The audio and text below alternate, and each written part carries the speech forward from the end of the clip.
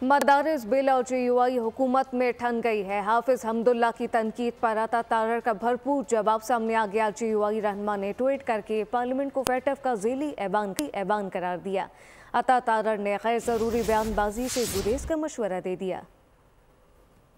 मदारिस registration bill pass होकर भी पास न हुआ। सदर ने बिल को फेल किया तो JUI रूठ गई।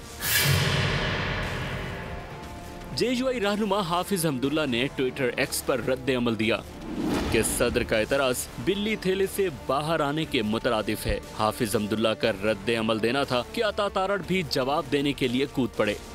रीट्वीट करते हुए सदर के एतराजात को कानूनी और आईनी करार दे दिया।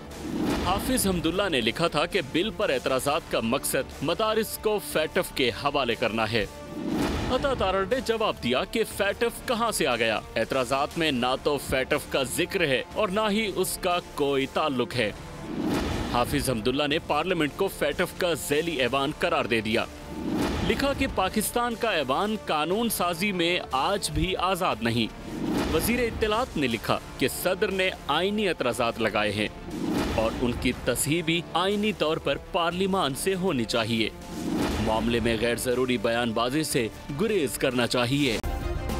सब्सक्राइब करें और बेल दबाएं ताकि कोई खबर रह न जाए।